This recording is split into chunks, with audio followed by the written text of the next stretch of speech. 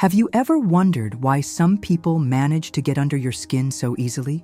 Why does that person at work, in your family, or in your social circle seem to have a magic button that triggers all your insecurities at once? The answer might shock you. And even more shocking is discovering that you have more power in this dynamic than you imagine. There's a very popular idea about how to deal with difficult people, but it's completely wrong. Most people believe they need to confront, explain things better, convince, or give that dramatic "enough is enough" that will solve everything. But the truth is quite different. The smartest strategy for dealing with toxic people isn't to react better. It's to stop playing their game. Think about it for a moment. How many times have you left a difficult conversation feeling exhausted, frustrated, and with the feeling that you talked to a wall? How many times have you prepared perfect arguments, rehearsed responses in your head, only to find that none of it made a difference?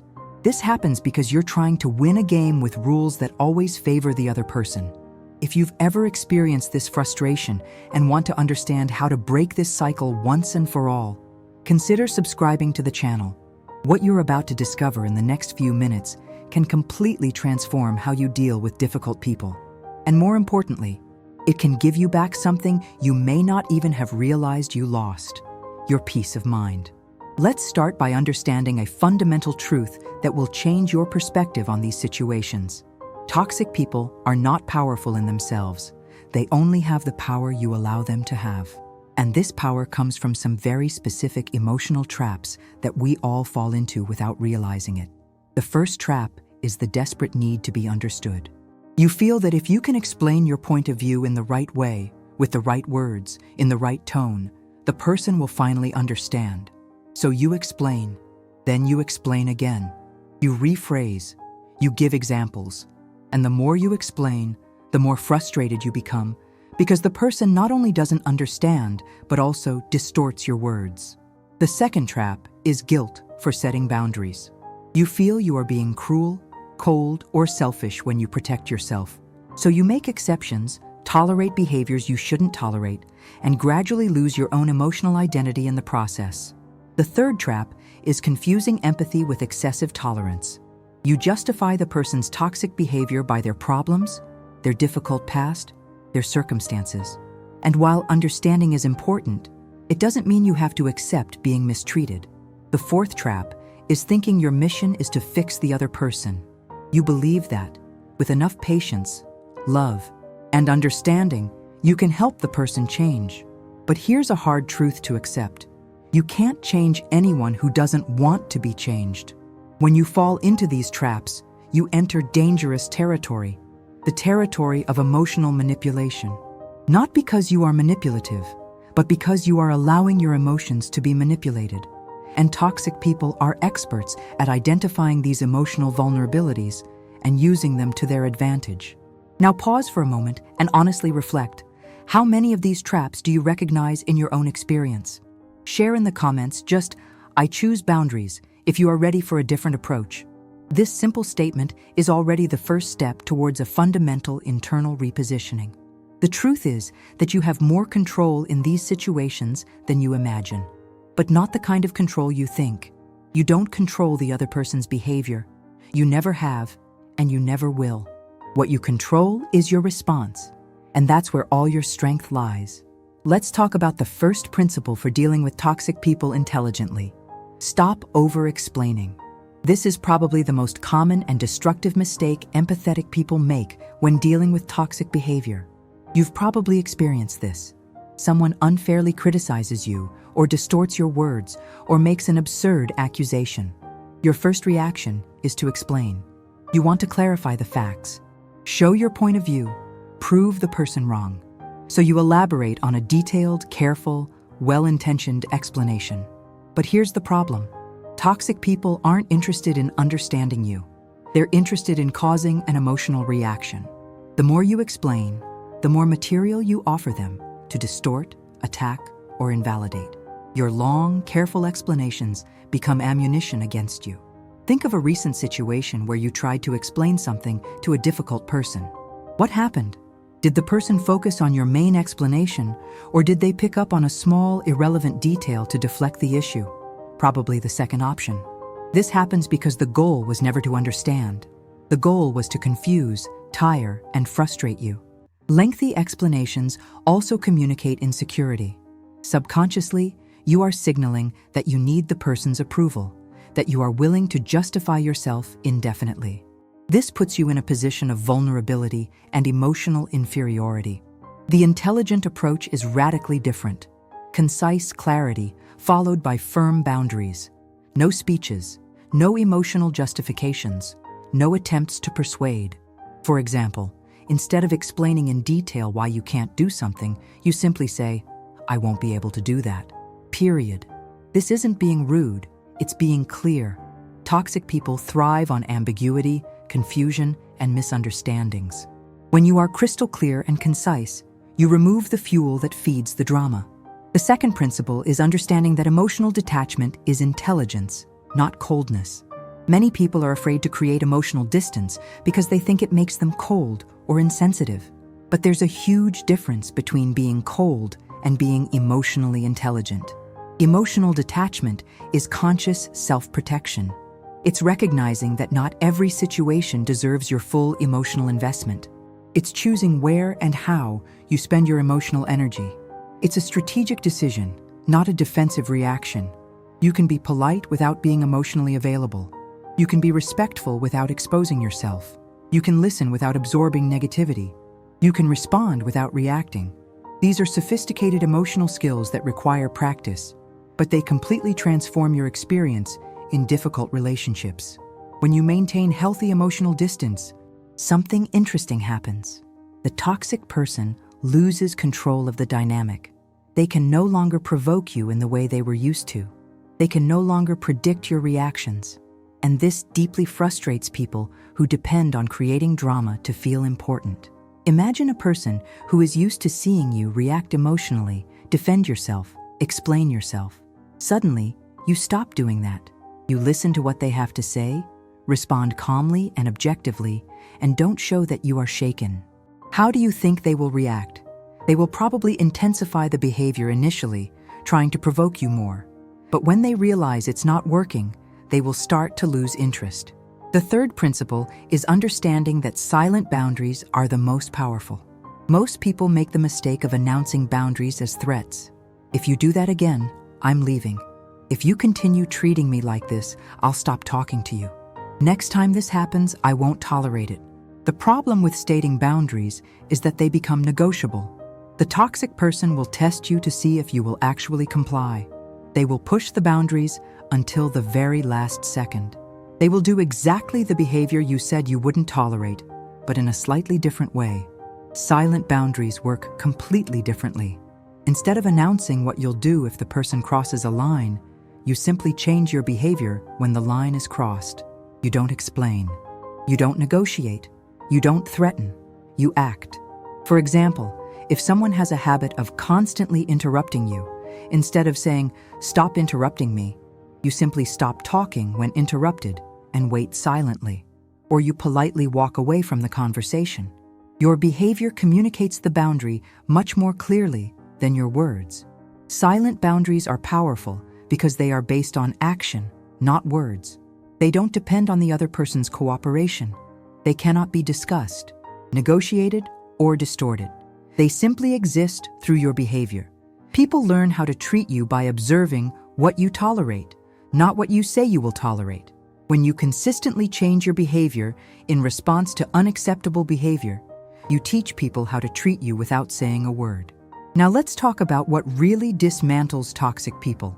And be prepared, because it may not be what you expect. It's not dramatic confrontation. This isn't an argument where you finally get to prove your point. It's not about revenge. What truly dismantles toxic people is much simpler and much more powerful. It's the absence of emotional reaction. Toxic people feed on drama. They thrive on emotional chaos. When you react emotionally, you're giving them exactly what they want. You're confirming that they have power over you. You're validating the toxic behavior because you're demonstrating that it works. But when you stop reacting, when you stop defending yourself, when you stop trying to convince, something fundamental changes in the dynamic. The person can no longer use you as a source of drama. they can no longer predict how you will react. And most importantly, they can no longer feel important at your expense. This doesn't mean you become passive or allow people to trample on you. It means you respond in a calculated and strategic way, instead of reacting emotionally. You conserve your energy for things that truly matter instead of wasting it trying to change people who don't want to be changed. Think about it. When you stop feeding the drama cycle, what happens? The person might try to escalate the behavior initially, like a child throwing a louder tantrum when their parents stop paying attention. But eventually, when they realize they're not getting the reaction they want, they lose interest and go looking for another source of drama. If you're ready to leave this destructive game, share in the comments, "I'm leaving the game." This simple decision marks the beginning of a fundamental transformation in how you deal with difficult people. The beauty of stopping playing the game is that you don't need to convince anyone of anything. You don't need the person to acknowledge they were wrong. You don't need them to change their behavior. You simply change your own emotional stance, and that changes everything. When you stop seeking validation from toxic people, something magical happens. You stop giving them the power to validate or invalidate you. When you stop obsessively explaining yourself, you stop giving ammunition for attacks. When you stop trying to resolve conflicts that the other person doesn't want to resolve, you free up an enormous amount of mental energy. This energy that you were wasting in endless cycles of drama and frustration can be redirected to things that truly add value to your life, towards healthy relationships that deserve your emotional investment, towards projects that fulfill you, towards your own growth and well-being. But perhaps the most important transformation is internal. When you stop playing the game of toxic people, you reclaim something fundamental: your self-esteem. You stop defining your worth based on the approval of people who will never genuinely give you that approval. You begin to realize that you don't need everyone's approval, that it's impossible to be liked by everyone, and that's perfectly fine. That some people simply won't like you no matter what you do, and that says nothing about your worth as a person. This liberation is profound because it changes not only how you deal with toxic people, but how you relate to yourself. You stop betraying yourself to please people who don't deserve to be pleased. You stop sacrificing your peace of mind to maintain a false harmony. Let's be clear about one important thing. This approach is not about revenge or punishing toxic people. It's not about becoming cold or insensitive.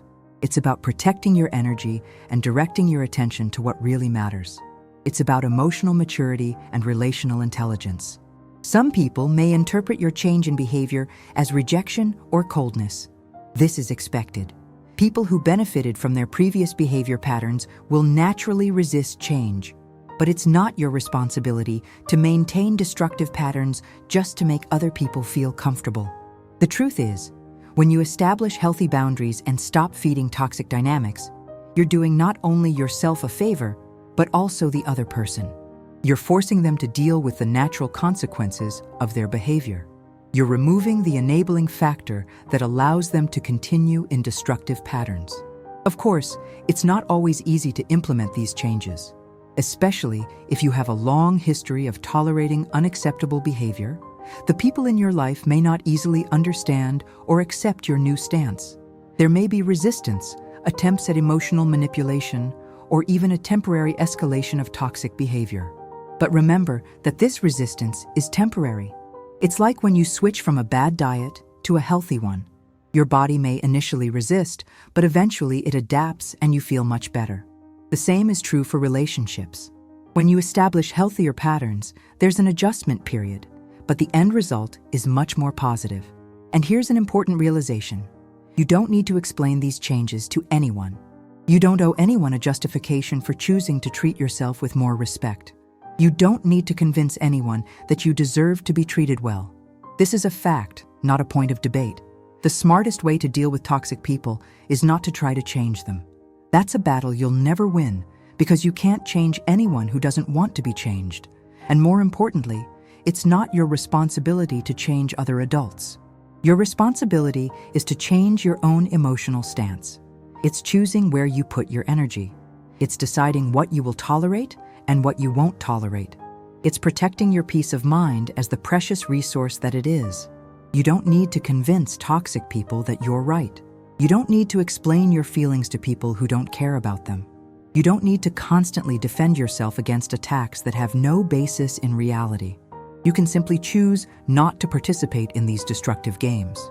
When you make these choices consciously and consistently, you reclaim something essential you may have lost along the way: your peace.